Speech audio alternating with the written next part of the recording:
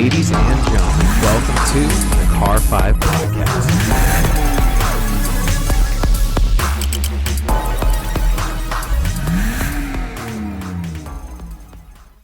What's going on, everybody? Thank you so much for joining me today for episode number 177 of the Car 5 Podcast. You guys know me, of course. I'm your host, Joshua. For today's episode, we're going to be talking about Lotus and how they've introduced a brand new variant of an already existing model, the Lotus Evora GT410. Now, before we dive into the specifications and the details of this car, I just want to say really quick how excited I am for the brand. Ever since Lotus got some phenomenal financial backing, they've been on the up and up. They've increased their production. They've introduced a couple new models, one of them being an all-electric hypercar called the Evora, which we've already talked about on this podcast. If you haven't checked out the episode, be sure to go back a few episodes and listen to that and just learn about it. It's quite an incredible car. I've seen it in person at Monterey Car Week of 2019, and it's just all around. The Evora it was a good thing for Lotus to do because it got their branding back in the game. It got their marketing back in the game, and that car really caught people's attention and really made people think, maybe we should start paying attention to Lotus again, because I'll tell you, especially with the car we're going to be talking about today, they're coming back strong, and they're going to become a pretty serious contender. The vehicle itself, the Evora GT410, is based on the already existing model, the GT410 Sport. Now, here's the differences. The GT410 Sport is basically the top dog, the head honcho, their track car, their go-to track car that's the most sporty, most aggressive, packs the biggest punch. Now, the GT410 is a little bit calmer. It's actually meant to be a daily drivable car, as Lotus is actually putting it when they talk about the vehicle. So based on the GT410 Sport, the GT410 Evora, that is a little bit calmer, a little bit less powerful, but don't let the little bit less in performance fool you, because this thing is still properly quick, and just looking at it, it's got me really excited. So let's just go ahead and hop into the details. It's going to be utilizing a 3.5 liter supercharged V6 that outputs 410 horsepower, hence the name, and 302 pound-feet of torque. It goes 0 to 60 in 4.2 seconds and has a top speed of 186 miles per hour. It's pretty light as well, only weighing 3,000 pounds. Now, yes, it has a little bit less performance, has a little bit softer suspension, but again, don't let that fool you. The suspension is still stiff enough to burst around any track you want to, as well as the car is still equipped with Michelin Pilot Sport 4S tires, which is going to offer you all the grip you need if you do want to blast out of some corners on any track you do desire, whatever your local track may be. For me, it would be Laguna Seca, the world-renowned Laguna Seca, just a couple hours away. But that suspension, even though it is a little bit softer for daily driving purposes, it is still phenomenal to use on the track.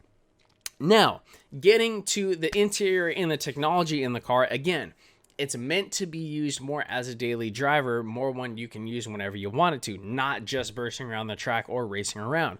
So the GT410 Evora has many more amenities that you would think a car should have compared to the GT410 Sport.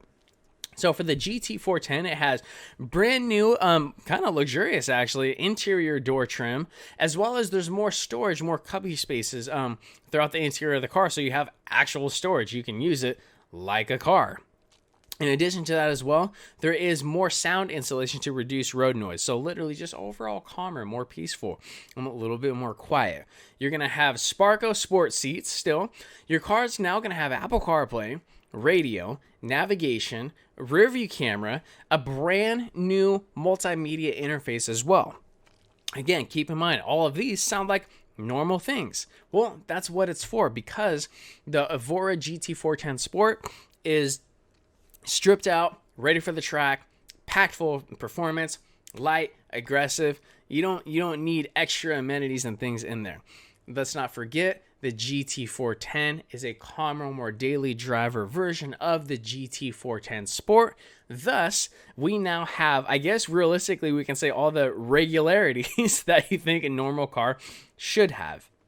Now, in regards to price, currently only available in Europe as it currently sits, but hopefully, just hopefully, we can say that we'll be getting this here in the States, but it starts at 82,900 pounds, or United States dollar equivalent, $107,894, which, looking at what you're getting, obviously that's still kind of a hefty price, but this is just the upcoming of a brand.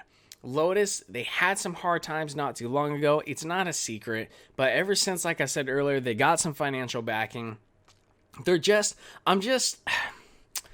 I'm trying not to sound like I'm repeating myself, so if I am, I truly do apologize for that.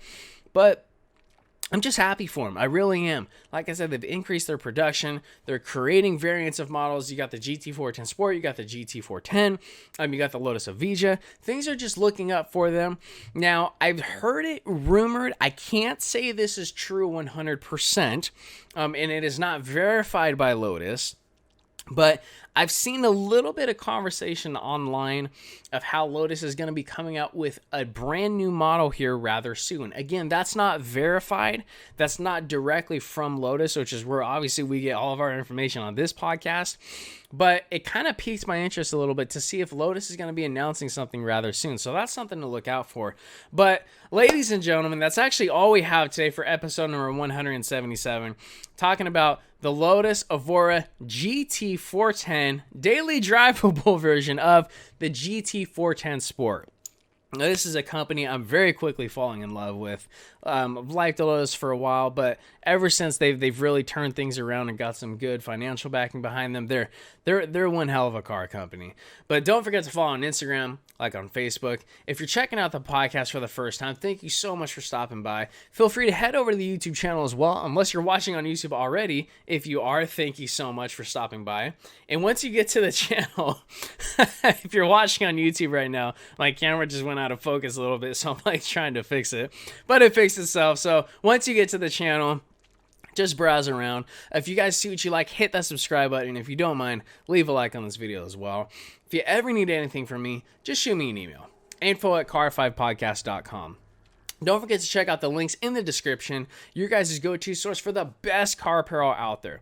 If you're looking for your favorite hat, shirt, jacket, accessory from your favorite car company, www.tlog.com, your guys' go-to source for the best car merchandise. Last but most certainly not least, don't forget to tune into episode number 178.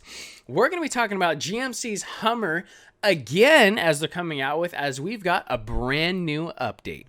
Thank you so much, everyone, for tuning in. Please remember to drive safe and have a fantastic evening. Thank you.